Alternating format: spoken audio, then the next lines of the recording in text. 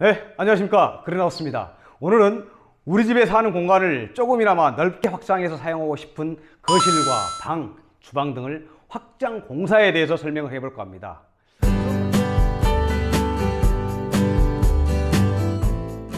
우선 먼저 확장 공사하면 그냥 발코니로 나가는 창문을 철거하고 벽은 도배 바르고 바닥은 바닥재 장판이라든지 마루를 깔고 창문은 덧대서 마무리하면 되겠지, 이렇게 생각하실 수 있는데요. 이렇게 간단하게 생각하고 공사를 진행하신다면 확장 공사 후 많은 후회를 가져올 수 있습니다. 그냥 쉽게 공사를 진행해서는 안 된다는 얘기입니다. 그 이유는 공사 후 가장 문제가 되는 창호 단열 부분과 누수 발생 우려, 벽체 단열 공사 미흡으로 곰팡이가 피며 결로도 심해지는 등 여러 가지 문제점이 발생할 수 있습니다. 확장 공사는 기존 골조만 있다 생각하시고 내부 마감 단열 공사와 바닥 보일러 배관 작업 그리고 창호 공사 등을 신축 공사에서 공사하듯이 세밀하고 꼼꼼하게 공사를 진행하셔야 합니다. 그러면 확장 공사를 어떻게 해야 공사 후 편리하게 사용할 수 있을까요? 확장 공사 시 주의해야 할 점과 진행하는 과정을 하나씩 설명하겠습니다. 첫 번째, 확장 공사를 해야 할 범위, 즉 거실, 방, 주방을 선정하고 현재의 문제점을 파악해서 확장 공사 후에는 사용 시 불편함이 없도록 하자. 이 얘기는 내가 사는 집에 거실과 방, 주방이 있을 겁니다. 여기서 거실을 넓힐지 아니면 방을 넓힐지 아니면 주방을 넓힐지 사전에 결정을 해야 되겠죠. 그리고 살면서 있었던 문제점이 확장 공사 후에는 개선이 돼서 편리하게 사용할 수 있어야죠. 예를 들어 거실 같은 경우 확장 공사 전, 후로 이렇게 에어컨 위치가 바뀔 수 있고 그 위치가 바뀜에 따라서 에어컨 본체에서 실외기로 나가는 통신선 배관 벽체 구멍, 그리고 냉각수 배관, 전기 콘센트 위치 등이 다 바뀌게 되는 거죠. 천정 공사 같은 경우는 커튼 박스의 크기, 조명에는 전등과 스위치의 위치, 그리고 필요시 붙박이 수납장의 크기와 위치, 그리고 거실에서 비확장된 발코니로 출입하는 여닫이 문 핸들 방향, 이런 걸 사전에 설계해 놓으면 확장 공사 후 사용하시는데 불편함이 없겠지요. 그리고 확장 후 사용 시 냉기가 없고 곰팡이가 피지 않도록 하기 위해서는 창호 공사, 바닥 공사, 벽 단열 공사, 천정 공사 등을 사전에 파악해서 공사업체와 협의를 하셔야겠죠. 두 번째, 확장 공사 진행 시 내가 직접 자재를 선정하고 감리를 해야 한다. 확장 공사의 범위가 확정되고 공사 진행 시 내가 직접 감리를 해야 한다. 이 얘기는 공사 전에 충분한 정보를 파악해서 업체와 계약하고 공사를 진행하여야 합니다.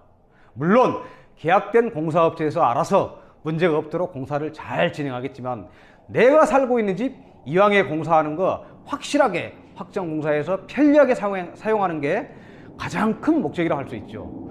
그러면 공사를 어떻게 진행할까요? 네, 이렇게 진행하시면 됩니다. 공사의 순서를 보면 제일 먼저 창호부터 공사를 해야 합니다.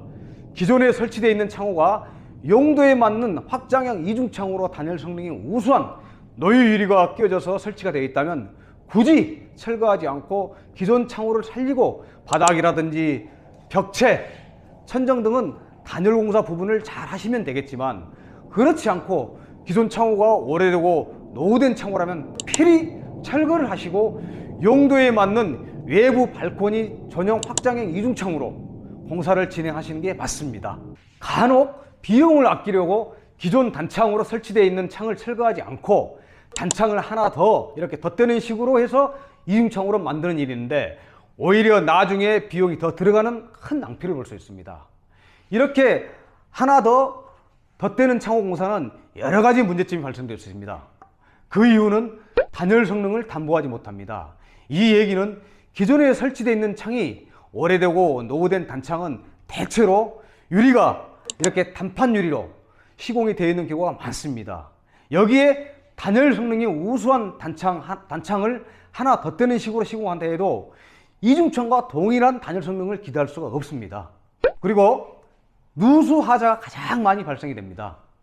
기존에 설치되어 있는 창틀과 하나 덧대는 이렇게 창틀이 만나는 부위에 틈새 작업 미숙으로 누수가 발생되며 내일의 높이도 기존 창틀과 다르므로 물 빠진 배수홀의 단차도 심하여 물이 빠지지 못하고 고여있기도 합니다.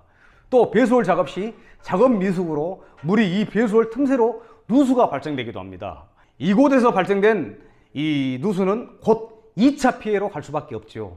성능이 좋은 단창으로 기존 창이 설치되어 있더라도 아쉽지만 철거하시고 2차 피해를 입지 않기 위해서는 확장 시 설치하는 외부 전용 발코니 확장 이중창으로 시공하시기 바랍니다.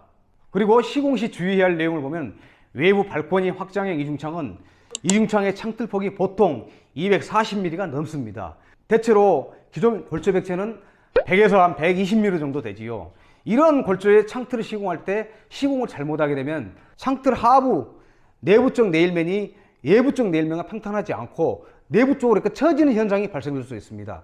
이렇게 되면 창문의 수직 수평이 맞지 않아서 제대로 된 기능을 발휘하지 못한다는 것입니다. 이유는 창틀 하부 받침 고정 시공이 잘못되어 있다는 것입니다. 서두에 말씀을 드렸듯이 확장 공사는 신축 공사와 동일하게 공사를 진행해야 한다고 얘기를 했습니다. 창호 공사도 마찬가지입니다. 창틀 공사 시 창틀을 벽체에 고정하는 브라켓유를 사용해서 고정하는 방법도 있고, 칼브럭으로 창틀을 벽체에 고정한 후 내부 쪽 하부에는 처짐을 방지하는 처짐 방지용 부자재 등으로 철저히 시공이 되어야 합니다. 창틀 시공 시 창틀 고정과 실리콘 마감 작업도 중요하지만 더 중요한 것은 창틀과 골조 사이에 이런 틈새를 갖다 폼으로 빈틈없이 내부 깊은 곳까지 꼼꼼하게 충진하여 시공하는 것은 기본 중의 기본입니다. 창호 공사를 하고 난 다음에는 두 번째로 하는 공사가 보통 바닥 난방 공사를 하게 되죠. 바닥 난방 공사는 필히 바닥에 단열재를 깔고 난방 배관 작업을 하셔야 됩니다. 무슨 바닥에 단열재까지 깔아야 하고 이렇게 생각할 수 있지만, 이해가 쉽도록 말씀을 드리면 현재 살고 계시는 방이라든지 거실에 난방 배관 밑에는 단열재가 다 깔려 있습니다. 확장 전 베란다 공간에는 단열재가 깔려 있지 않아서 새로 깔아야만 따뜻하게 거주할 수 있으며 결로 방지에도 도움이 됩니다. 이해가 되죠? 그리고 확장 부분 바닥 난방 배관 공사 시 외부에 면한 벽체 바닥 쪽은 벽체 하부에서 최대한 가까이 엑셀 파이프를 깔아야 합니다. 또한 기존 배관을 따서 연결하여 배관 공사를 하실 텐데, 여기서 2인 부위가 중요합니다.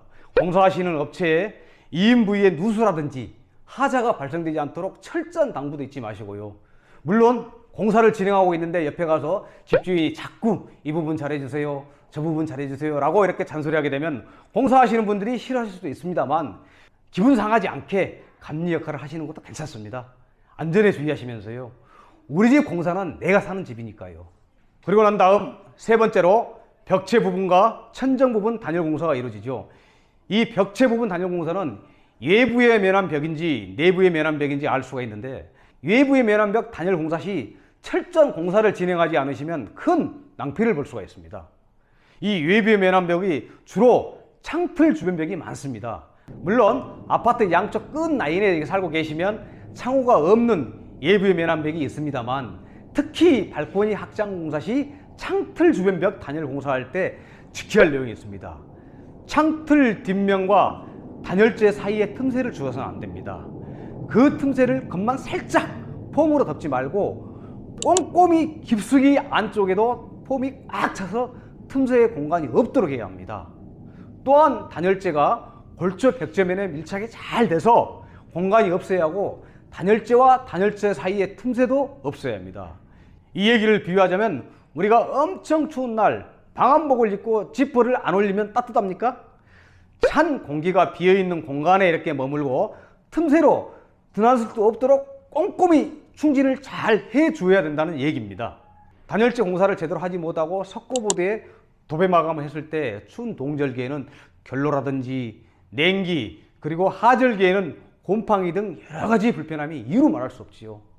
그리고 천정 부분 단열 공사는 단열재를 천정 부분 골조 슬라브 면과 틈이 발생되지 않도록 잘 밀착을 해서 공사를 진행해야 합니다. 단열재가 천정 슬라브에서 떨어지지 않도록 고정하는 부자재와 본드로 잘 고정시키는 것이 중요하죠. 단열재 공사 시 항상 단열재와 단열재 틈새라든지 코너 부분 틈새가 발생된 부분은 폼으로 충진을 잘 해주셔야 합니다. 목작업을 하고 난 후에도 단열재와 목재 사이에 틈새가 없도록 시공하는 것이 아주 중요합니다.